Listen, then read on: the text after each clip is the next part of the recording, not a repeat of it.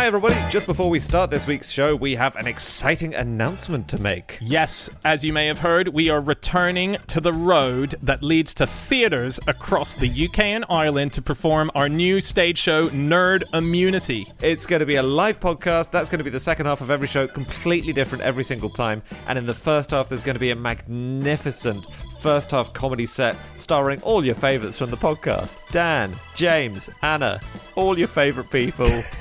Right there. In one room. If you would like to come along and be a part of that, do go to qi.com/fish events and you'll find links to all the places that we're going, which starts on the 5th of October. Tunbridge Wells, Reading, Peterborough, Exeter, Canterbury, London, Oxford, Poole, Chesterfield, Manchester. So many places we're going to. Do check it out. Okay, go to qi.com/fish events. But before that, on with the show. On with the show.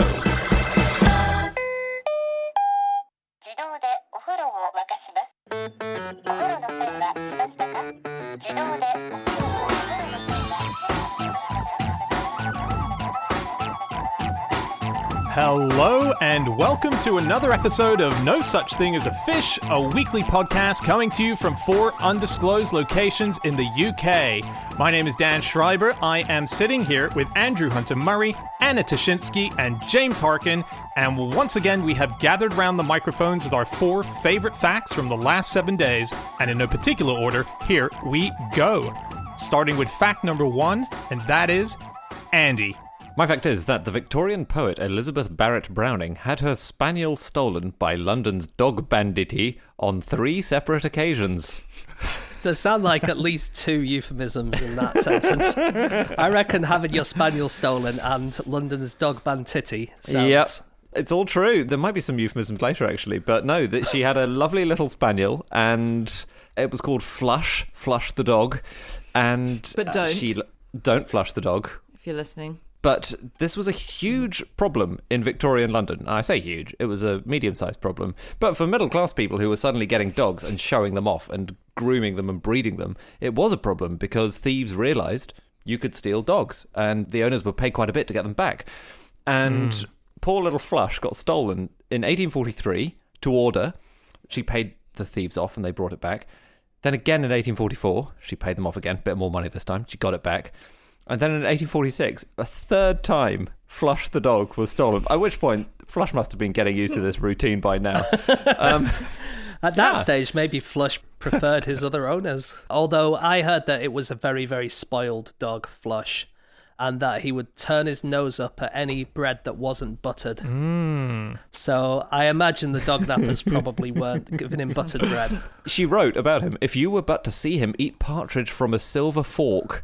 I mean, very, very overspoiled dog. Anyway, Then what's the end of that clause? If you were but to see him eat partridge from a silver fork, what? You pass out with envy? I think You're so disgusted you leave the room? I've cut it short there, so we'll never know. It can't have been that interesting. Otherwise, I would have said. If she'd said, if you were to see him do this, you'd shit. She. That's her style. I'd believe it. She claimed that he could have the capacity for literacy. She said he recognised the letters A and B, and that maybe in the course of time he might learn the full alphabet. Wow. So he could send an SOS out at some point.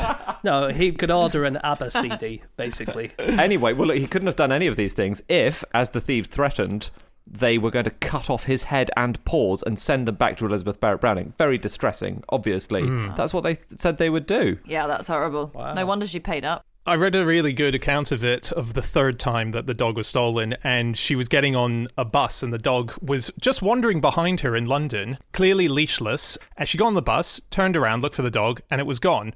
And instead of getting off to look for her dog, she and her sister just stayed on the bus, and her sister was like, well, guess there'll be a ransom note when we get back. That's a great idea, isn't it? If you're in the supermarket and you can't be bothered taking your kids home in the car, just wait for the ransom note. Can I ask what kind of bus we think she was getting? It was the 1840s, right? Was it like a stagecoach? It might have been a carriage. A carriage. An omnibus, I reckon. An omnibus. That's what it felt like. It felt like she was getting on a proper bus when I read the report. It certainly wasn't a proper bus in the sense that we know it, because it was like 60 years before proper buses were Wasn't a thing. route master. Yeah, maybe I've read that wrong. Maybe carriage. Let's go carriage, actually. Flush the dog, he must have thought, as he was being dog napped for the third time, he must have thought, Mamma mia, here we go again. Oh. And that Very good. thank you. And do you think he sent out an SOS? Are you giving the punchline to a joke that was set up 5 minutes ago? Yeah, I think I am. Anyway, look, the thieves were only interested in money, money, money. That's what they wanted.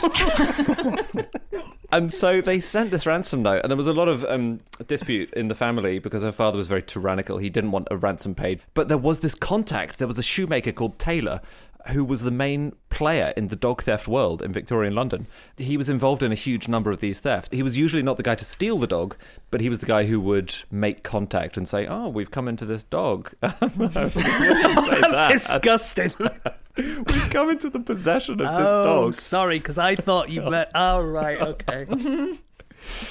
I find it really hard to work out exactly what happened on all these occasions, because Virginia Woolf wrote a fictionalized version of Flush's dog napping, didn't she? She wrote a biography of this dog in which there are loads of explanations of how he was taken and then how he was gotten back and stuff, which God knows what's true and what's not true. But the best bits I find probably not true.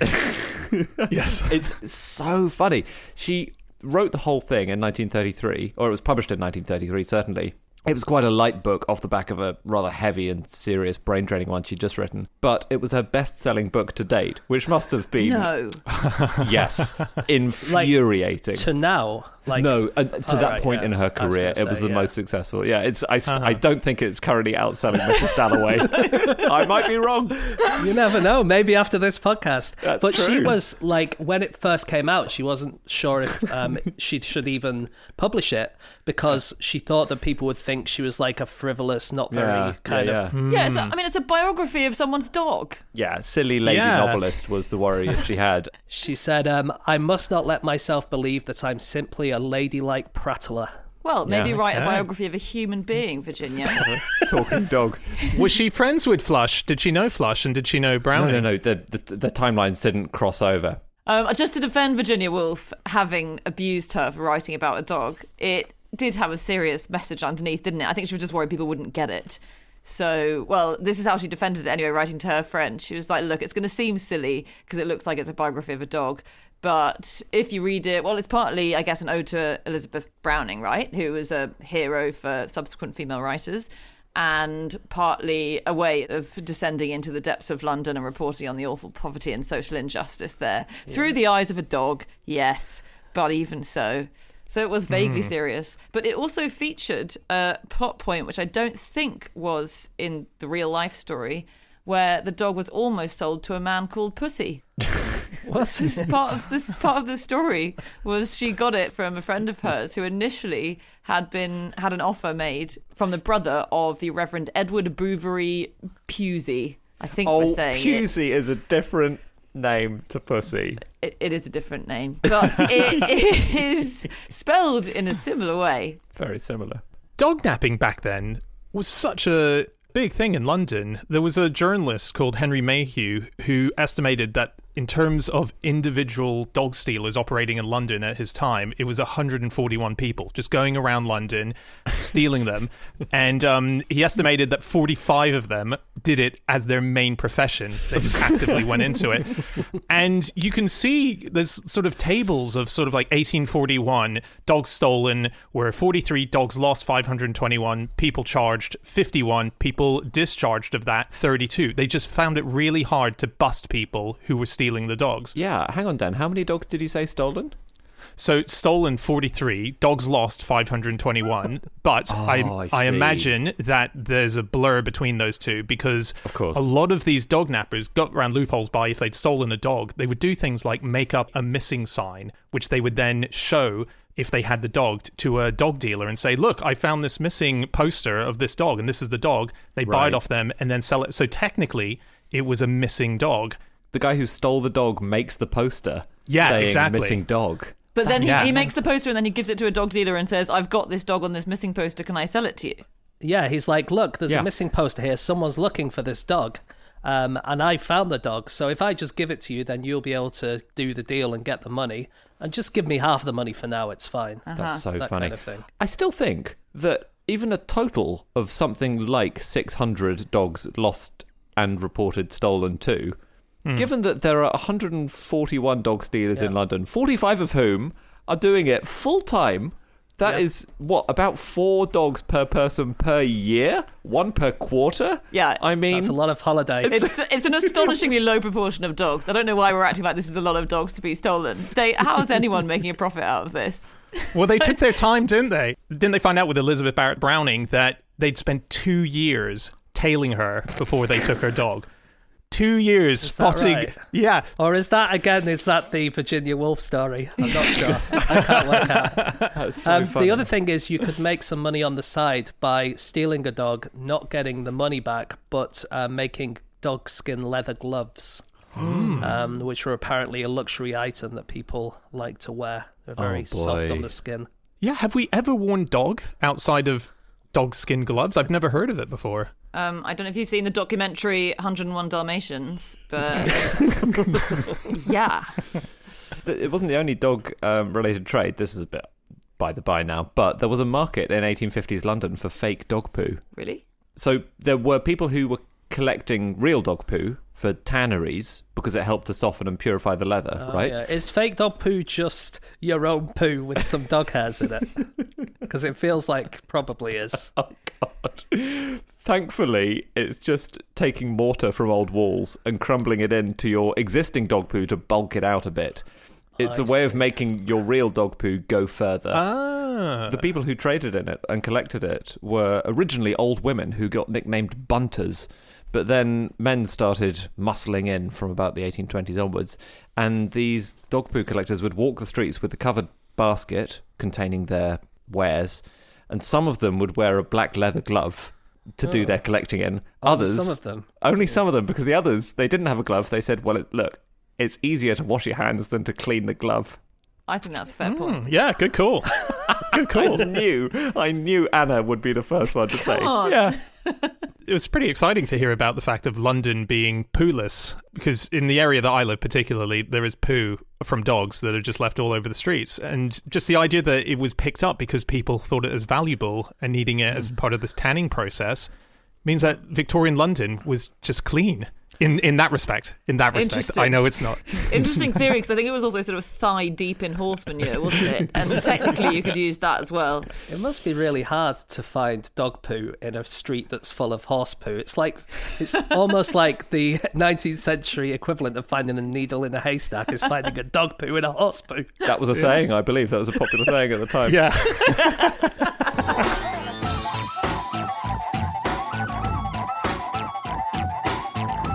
Okay, it is time for fact number 2, and that is James. My fact is that the Democratic Republic of Congo is planning an official parade of its first Prime Minister's gold tooth. Very cool. You've got to get front row seats for that, haven't you? Otherwise, it's just not worth going. Yeah, you're not going to see it from the back of the stadium, are you? No. So, I will quickly give you a short history of the Democratic Republic of Congo in the last 200 years to explain what's going on here.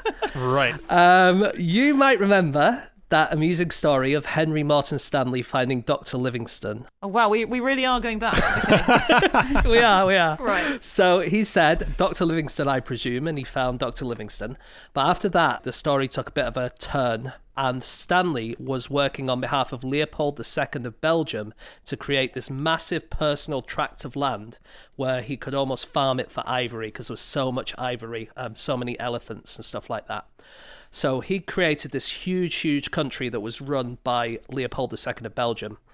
There was then a rubber boom because they came up with this idea of buses. I don't know if you've heard of those, Dan. They came along in the early 20th century. And so Leopold II of Belgium forced the population to work on his rubber plantations, and literally millions of people died in terrible, terrible conditions.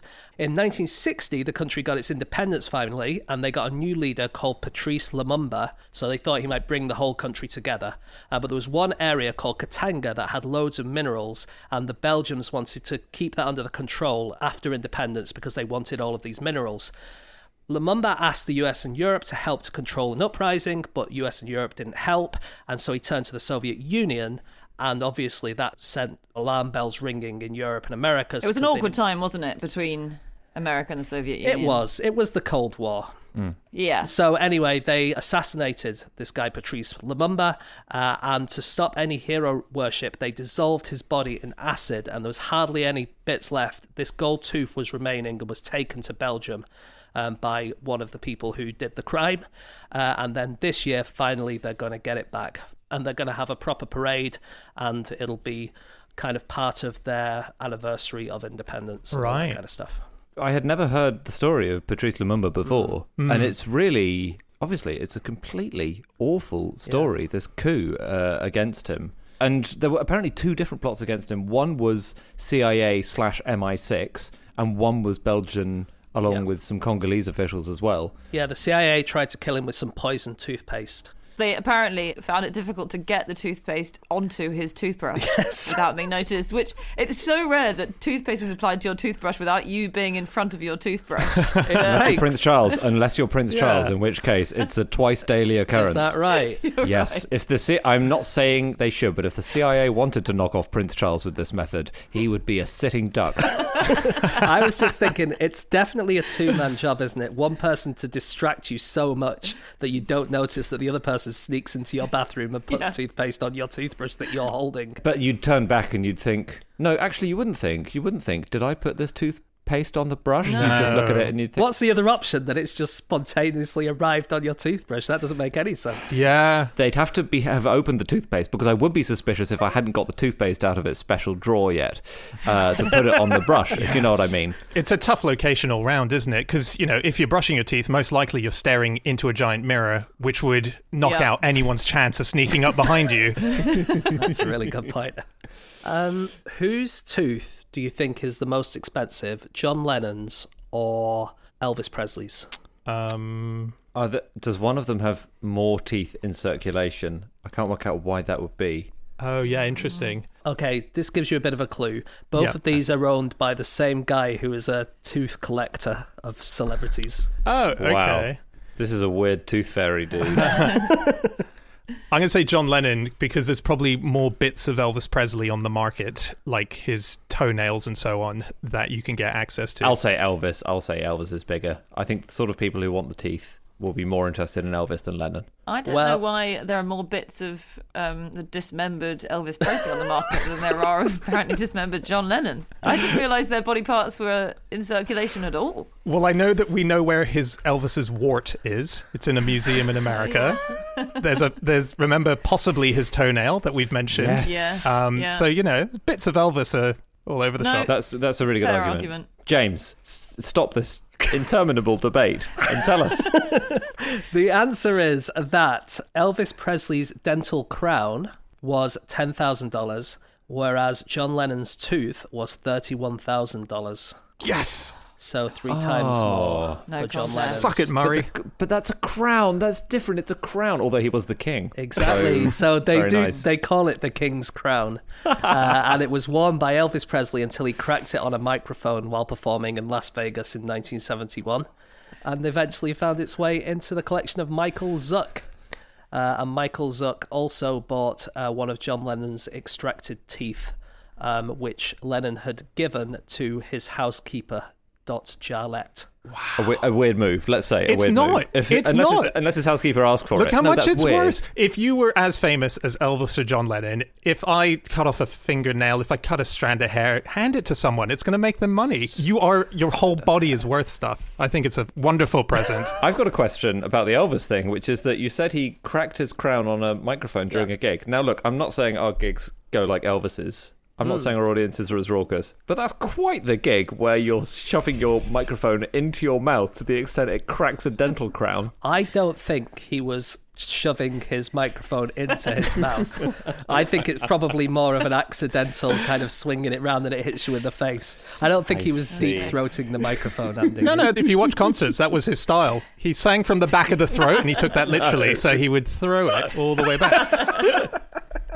I was looking into, because this gold tooth is a relic, and I was just looking at other political leader relics that we still have. And have you guys heard of Chairman Mao's mango? No. Is it like Elizabeth Barrett Browning's spaniel? This was basically during the Cultural Revolution. There was a big fight that happened in one of the universities in Beijing, in Tsinghua University, and Mao sent 30,000 workers to try and stop all of the sort of weird groups that were breaking out and causing ruckus in China at the time. Sent these workers to stop that, and there was a huge fight there. The workers were not prepared for the fight because they basically came with just pictures of Chairman Mao, a little red book, whereas the other people had like bricks and spears and acid. And so it was a huge fight, and eventually these workers won. And as a reward, Chairman Mao gave them 40 mangoes. Mao never gave presents, and so it was seen as a high honor. But the main thing was that no one in northern China at this point really knew what mangoes were. So all of them were just staying up at night, looking at it, smelling them, caressing them.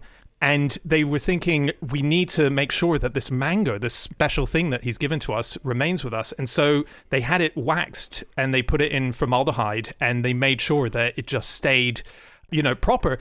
And as a result, it got taken everywhere and everyone was looking at Chairman Mao's mango. The Communist Party, seeing this, turned it into a propaganda thing. So there was merchandise that you could buy. Everywhere you went, there were tin cups with mangoes on them and so on. And it became this massive thing, the Chairman Mao mango. Doesn't it slightly go against the principles held within the Little Red Book to turn your mango into merchandise? How does Mao feel about that? I don't think it's that granular on the detail. Yeah. The Little Red Book. It probably does go against the principles, but there's a loophole, I'm sure. Okay, it's the mango loophole. Flog your mango around the place. Yeah. We did talk about this on QI. I don't know if it ever went out, but the question that we asked was, how mad could a mango make a mango? Ah, nice. Very nice. What was the answer to how mad could a mango make a mango? Well, the answer was the anecdote that you just told. Oh, was it? That went out on QI, I don't know if didn't you're familiar it? with the format of QI, Dan, but often there's not just like one straight answer. It's sometimes a bit of a left field thing. I should start watching that show. There's one piece of material that's lasted a very long time, which probably you'll all be familiar with. Oh, yeah? And that is the Virgin Mary toast. So can you remember the toast, the famous toast with the face of the Virgin Mary? Yeah, okay. It's what it sounds like. Yeah. It was I think it was a big hit. It was like the biggest celebrity of the 90s, along with the Spice Girls. 1996. Right. This woman was eating toast, Diana Deuser, and she took a tiny bite of her toast and then realised the Virgin Mary's face was staring up at her. And so she preserved it in between two bits of plastic, like hard plastic. And she should have preserved it between two pieces of cheese. That would have made it an anti-sandwich and would have made it worth even more. You I could don't have put think it in that's between true. two slices of bread and had like a toast sandwich, which is something they used to eat, isn't it? Is it? Absolutely. A club sandwich is kind of like that, isn't it? Yeah, I feel like we're not going to the point of Anna's story here. I'm not sure there is a point to this story, but let's hear it out. Apparently she was as big as the Spice Girls. I look forward to hearing about the reunion tour and her getting her own movie. Well, you may be surprised. So none of your solutions afforded the Virgin Mary the kind of respect that Diana wanted to, because she's a devout Christian. She preserved it, and she said she had like 10 years of good luck. She won $70,000 in a casino because of this toast. And then it was picked up by... Is there more detail on that or not? Yeah, whispered over her ear. Put it on bread. Put it all on bread.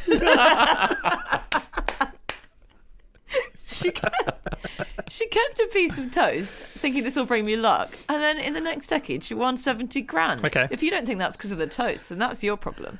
Sure. It's a good way to earn a crust. Oh my God.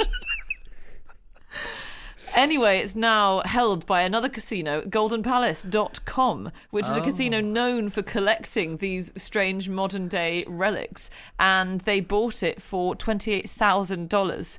Oh, wow. Is that why the house always wins? Because they've got the ultimate sort of talisman there. Exactly. They're just very lucky.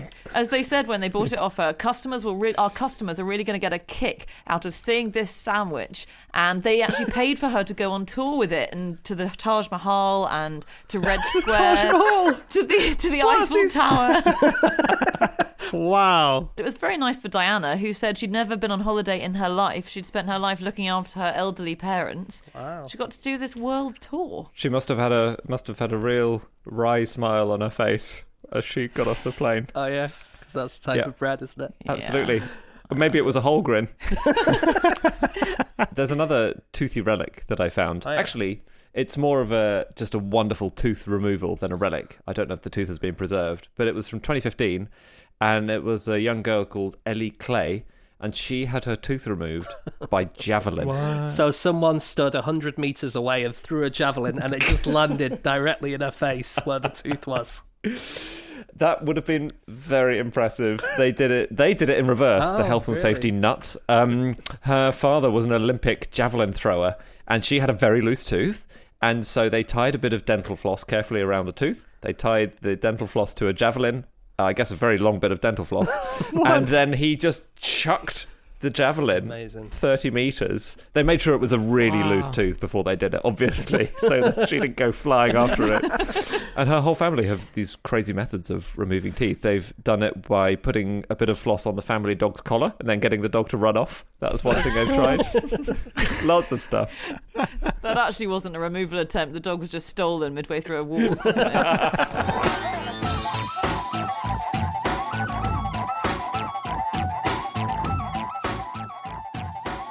Okay, it is time for fact number 3, and that is Anna. My fact this week is that in the 1920s, thousands of people with the surname Drake fought a legal battle to inherit Sir Francis Drake's fortune. Wow.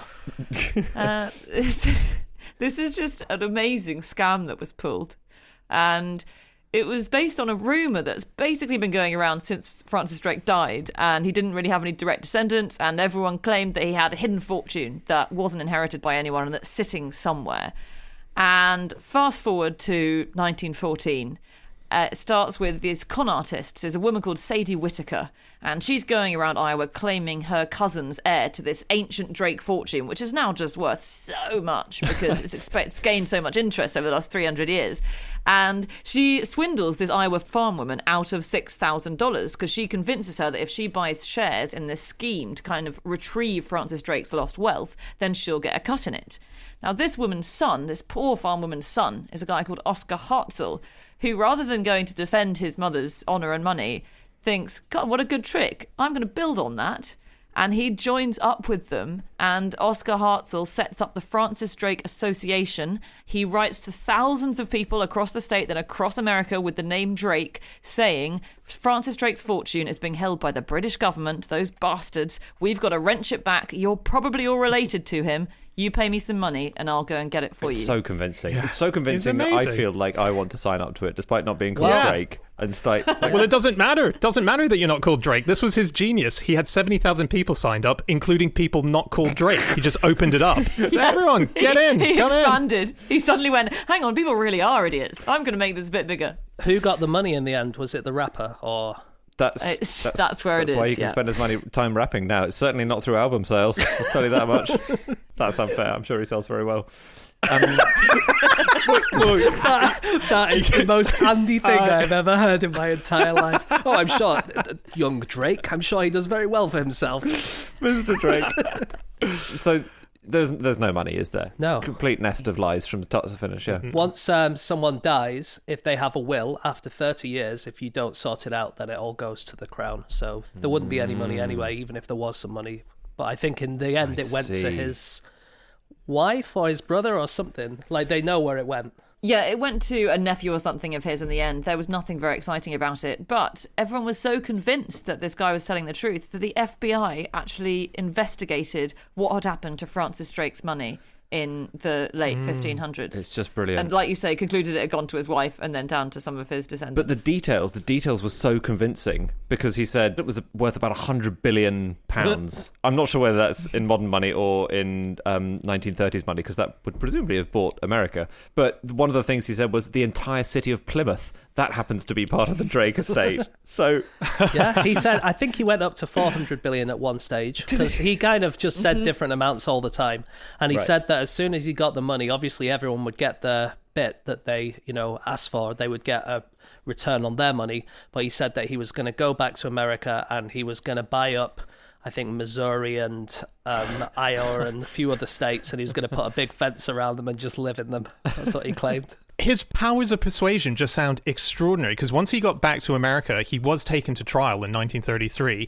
And yet, even though he was being held accountable for it, he still managed to get people who were subscribing to this scheme to contribute $350,000 in legal defense fund to make sure he didn't go to jail. He did go to jail. He got given a 10-year sentence. And even then, still, his agents were able to claw another $500,000 from these subscribers to make sure that he was doing okay. It is. I mean, it's kind of because it was presented as an investment. People were told, this is an investment to fund the legal case to fight the British government and get this money out of them, which we know is there. And if you invest $1, for every dollar you'll invest, you will get 500 back.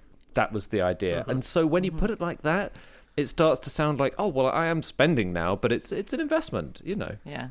And also, it sort of makes sense, given what we know these days about how irrationally people can act. It makes sense that it actually convinced people even more when he was convicted that what he'd said was true, because it was like, well, why has the British government turned against him like this? Why have they put him in prison? He's obviously onto them. They want to keep Plymouth. Plymouth. In the same way that... they're desperate to cling on to the beauties of Plymouth, and they will not let it go. But it's just like today when you get someone like Alex Jones or a conspiracy theorist, right? And then people jump down their throats, and then that makes their supporters, their knee-jerk reaction is to dig down even harder and say, well, he's definitely telling the truth. Yeah. So, Francis Drake? Yeah. Who we haven't really said who he is yet, just for the benefit of any listeners who are not up on their Drake. He was a pirate, privateer, all-round coastal bandit, mayor of Plymouth, briefly. British hero or pirate, would you say? Oh, British hero, slave trader. It's so hard to tell where one begins and the other ends. Most likely known, he was the first Englishman to circumnavigate the globe. Yes. Is possibly what he's most known for. Or possibly most well known for the Spanish Armada, being the supposed head of... Yes. Not of well, that. no, he wasn't the head of the Spanish Armada. He was the opposite of that. Quite the reverse. Yeah. He was the tail of the Spanish Armada. He supposedly was the head of the force that defeated it. Yeah. I mean, he like a really mixed career. Did start out as a slave trader and then became a great English hero.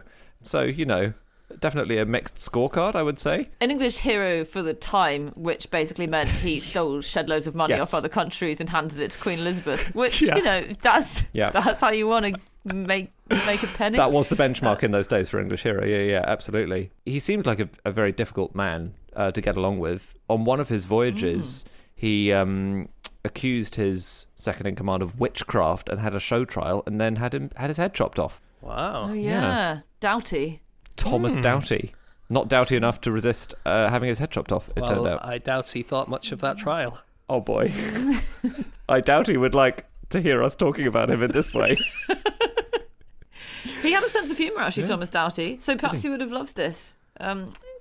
He allegedly, once he was told that he was going to be beheaded by Drake, basically unfairly for bitching about Drake behind his back, he said, "Can I take communion with you first?" And then, according to accounts that were pro and anti-Drake, they both took communion together and then had a great laugh and a banter and a chat about the good old days when they were friends. And then Drake chopped his head off.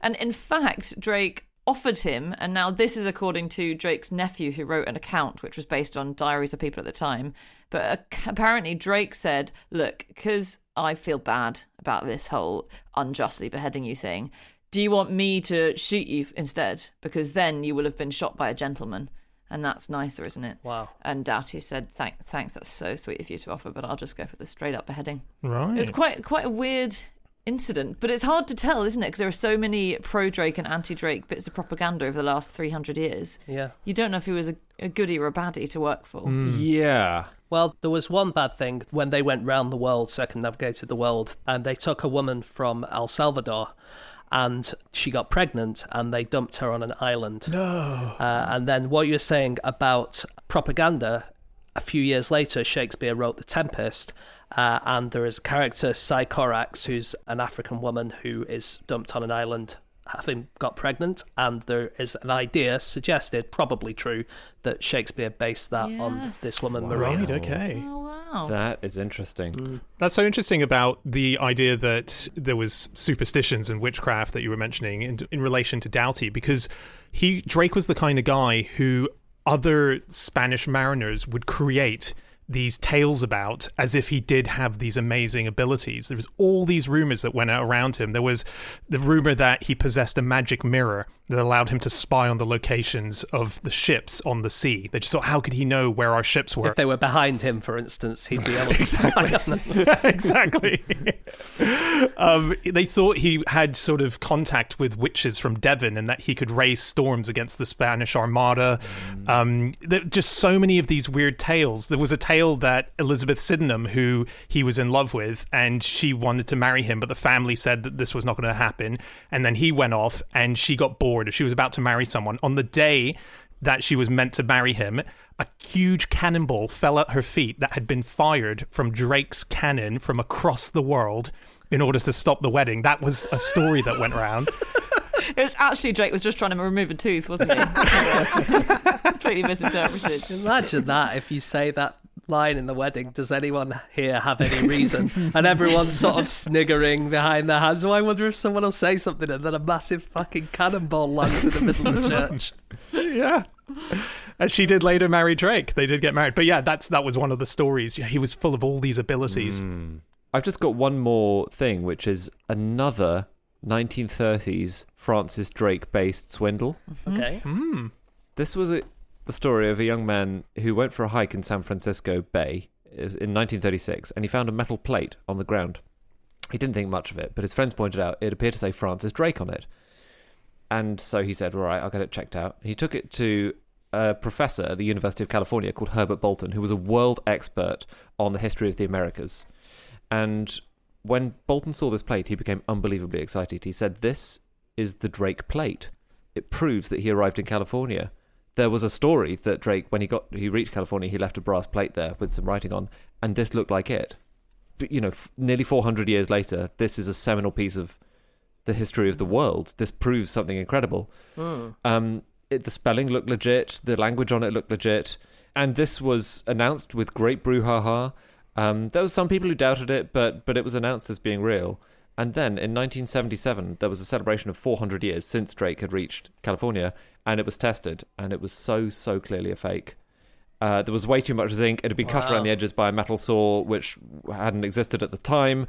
And the awful thing was, Herbert Bolton, the professor, had students who knew how interested he was in this subject. They had made a fake plate, and they had left it for someone to find.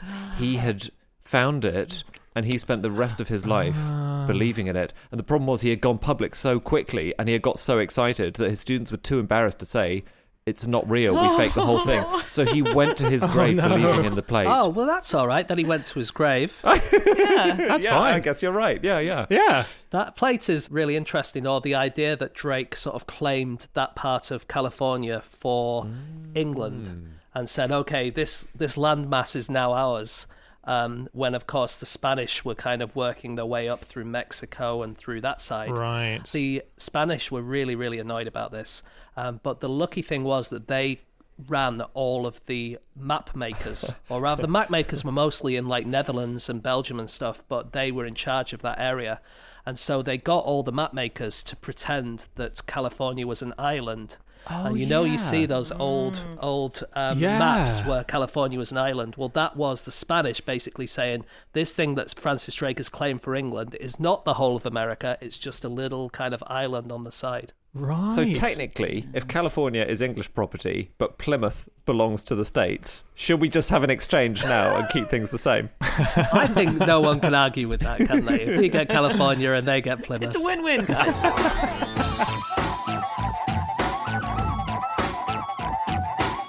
Okay, it is time for our final fact of the show, and that is my fact. My fact this week is that 20th century American science fiction works include the titles Servants of the Wank and Planet of the Knobheads. Aren't we all, in a way, servants of the wank?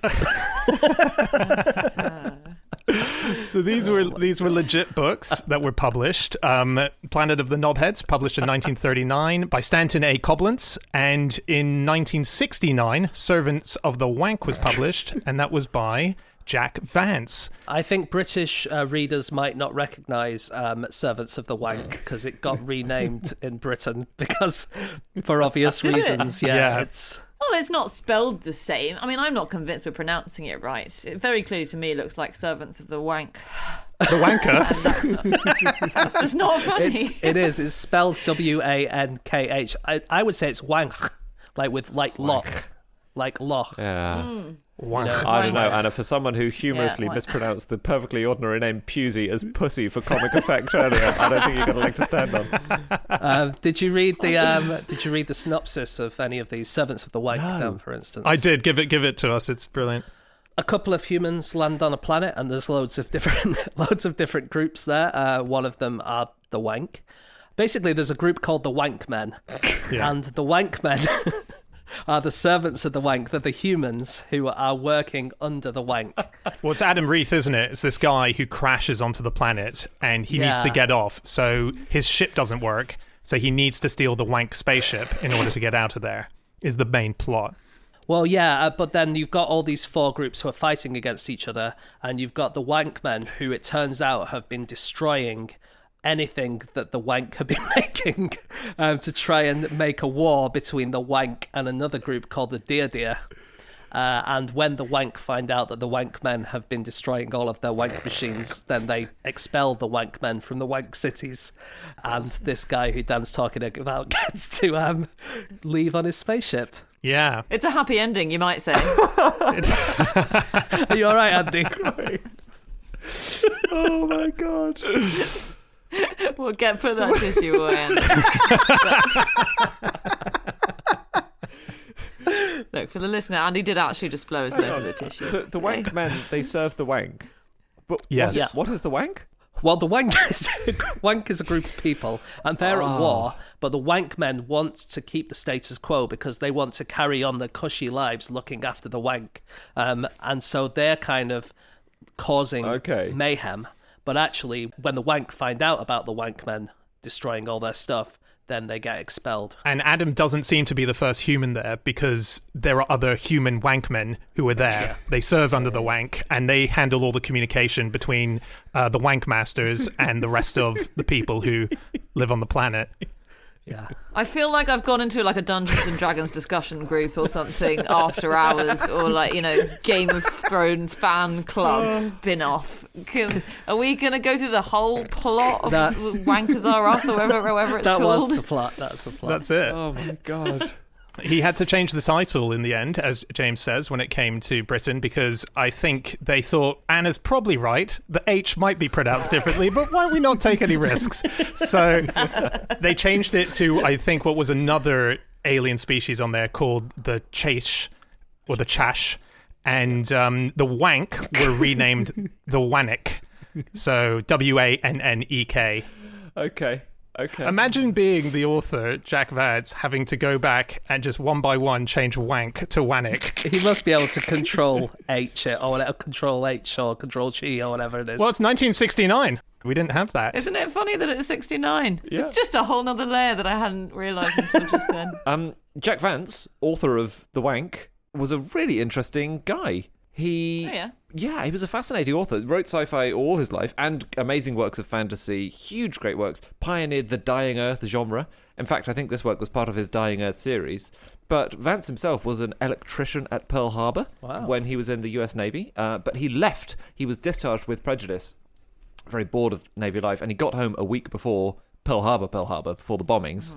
So he really luckily dodged that. Sorry, when you say he was discharged with prejudice, what is that? So usually with prejudice means that it's like a final legal decision and you can't appeal it or anything like that. So I guess probably it might be dishonourable discharge with prejudice, which means that you're out and you can't come back. I'm not sure. Got it. Yeah. Ironically, for a man who wrote a book called Servants of the Wank, he left with a dishonourable discharge. So, but he, after the USA entered the war, he got back into the Navy, and this is the crazy thing: he had very bad eyesight. No jokes, please. Ironically, again. No. He got into the Merchant Navy by memorising an eye chart, and that was how he got in. Oh, really? Yeah. But you don't know what eye chart you're going to get, do you? Are they all the same? Must be, yeah. What? You're kidding. We could all just memorise the eye chart and cheat the eye test. Why do you want to do I that? think there are 3 or 4 eye charts now, Anna, and also, yeah, absolutely, don't cheat on your eye test. There's not a pass mark for the eye test. There's no reward for passing, apart from a continued bad sight if you cheat. I like to do well. So I thought I would see if the word wank with KH has found its way in literature any other times in history. And so I went onto Google Books to look for instances of the word wank with WANKH, and I only found 2 examples. One is a book called Penciled Frown by James Gray, which is a 1925 satire about the newspaper industry. And I'll just give you a quote. One man made primitive sounds as he played his cards, expressive of complacent confidence in his strategies. Wank, said the player. said the player in triumph. Wank, wank, wank, wank, and wank. At each utterance, a card was flung on the table. Okay, what was this word? Never used before or since? It's just an onomatopoeic word of, triumph, I think. Right, he's just trying to invent a new exclamation. Yeah. And the only other example of the word wank I can find in the whole of history of literature, according to Google Books, is from a systematic and ecological study of birds of New Guinea by Dylan Ripley, and it's about the collared brush turkey. It says this species was common on the Tammy River in heavy evergreen forest. Its call, wank wank, in an ascending scale was frequent morning and evening, and presumably more common as egg laying was in progress. So there you are. Wow. Very cool. And James Harkin's book club will return next month. So I found Planet of the Knobheads a bit harder to get sort of blurb on. I only found a few bits. Did you guys find any? No. The bit I saw was that it's the story of newlyweds Jack and Marjorie Wainwright, who are big stars in the scientific world, and then they get kidnapped by aliens. They get taken to this knobhead planet, and they meet High Nobule. And there's just a line that was put in there, which I can't tell. Someone was writing a blurb, but then added this line. I think it might be an extract. It's a line that just says, "In about a week, I had recovered from most of the effects of the knob operation." So, sounds about right. Little hints as to what happens in the plot, but not too sure. Did you read sort of like the digest? Was this the Blinkist digest of the knobheads you got? The word knobhead originally meant like the end of a cane or, the end of a screw, for instance, any kind of knobby bit on the end of Well, a if you see the aliens in it, they look very robotic and they have giant knobs on their head. And so, hence, the knobheads. So we talked about science fiction, the origin of science fiction, on our Comic Relief marathon. Oh, yeah. But I don't think we've mentioned it here. So Hugo Gernsback is the person who coined the term science fiction. He's sort of thought of as the father of science fiction. He founded a magazine in the 1920s devoted to it. It was called Amazing Stories. And the Hugos are the awards that are named after him, science fiction awards. In the early days, he referred to it as scientifiction, and then it became science fiction over the years. But he hated the Hugo Awards because he thought that they didn't award science fiction. So basically, the first 9 winners of the awards, he said only one of them was an actual piece of science fiction. Really? All the rest were fantasy. Wow. He was very strict about what it was. It has to have 3 components. It has to have charming romance. It has to have thrilling adventure, and it has to have scientific facts. Wow, because 2 of those things have nothing to do with science fiction. And not according to Hugo, the creator of sci-fi, I'm afraid. Yeah, but it sounds like he didn't know what it was 9 times in a row. So I think I'm on the side of the award organisers. To be fair to him, I think he was on your side, Dan, and he said these don't contain enough scientific facts. So he wanted them to be educational. Like 25% of each science fiction book should be educational. That's a high bar to science. clear. 25%. God. Hey, so famous science fiction writers, Isaac Asimov has to be right up there in the top 5, really. And he's famous for the 3 laws of robotics. But do you guys know how many actual laws there are in the 3 laws of robotics? Well, I've read those books, iRobot books, right? And Yeah. I thought it was like, first one is they can't do any harm, and the second one is something like, unless there's dangers going to happen to a human, then they can do some harm or something. And I can't remember what the third one was. Yeah, exactly. A robot may not injure a human being is the first one. There's more to that. A robot must obey the orders given by human beings, except when such orders would conflict with the first law. That's right. And then the third law, a robot must protect its own existence as long as such protection does not conflict with the first or second law. Right. So those were the 3, and he revised them a few times. Sorry, can I just ask, are these the 3 laws within a piece of fiction? What's the laws? Where are they applying? Basically, he wrote all these stories that basically used those 3 laws as your trick, and every single one of the stories uses those as a trick, don't they? I think. Yes. Got it. Yeah, exactly. He just created the sort of the rules of sci-fi for robots with this. So he revised them a number of times during his lifetime, but then he decided to add another law. But obviously, very annoying to have to rewrite it and call it the 4 laws of robotics. So he managed to do it. He added the 4th law in by going backwards. So there's a 0th law. That's standard, I think.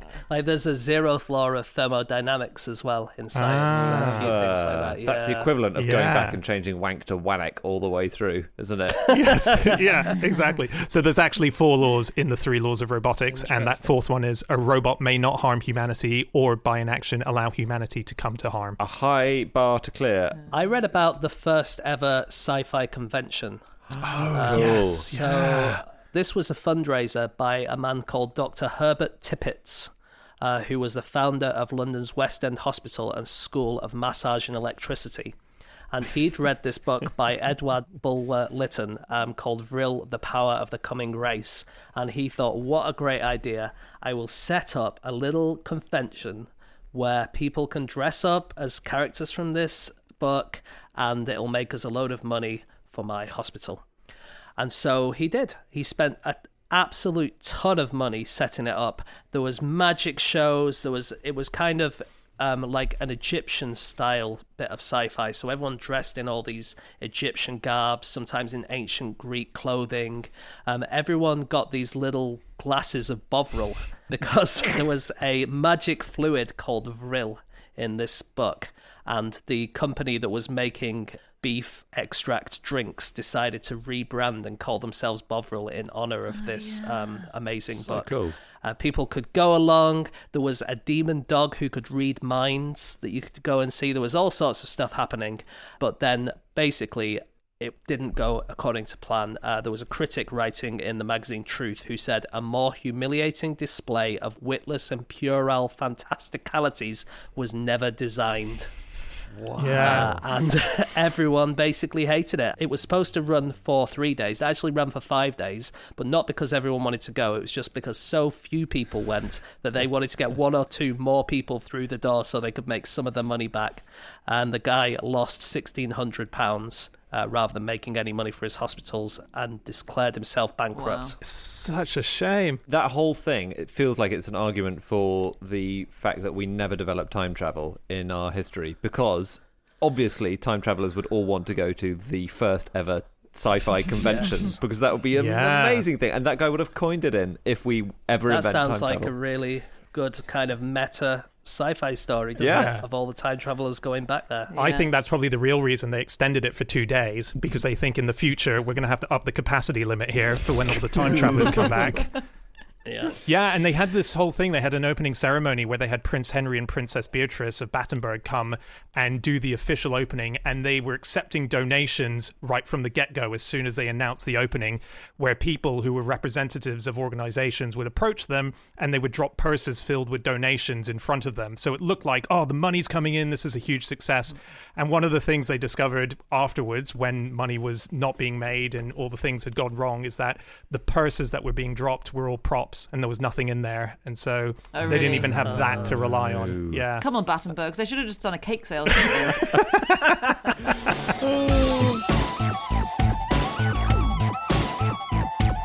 Okay, that's it. That is all of our facts. Thank you so much for listening. If you'd like to get in contact with any of us about the things that we have said over the course of this podcast, we can all be found on our Twitter accounts. I'm on @Schreiberland, James, @James Harkin. Andy, @AndrewHunterM. and Anna. You can email podcast@qi.com. Yep, or you can go to our group account, which is @NoSuchThing, or our website, nosuchthingasafish.com. All of our previous episodes are up there. Also, do check out the dates for our upcoming tour. We're back on the road. We'd love to see you there. But until then, we'll be back again next week with another episode, and we'll see you then. Goodbye.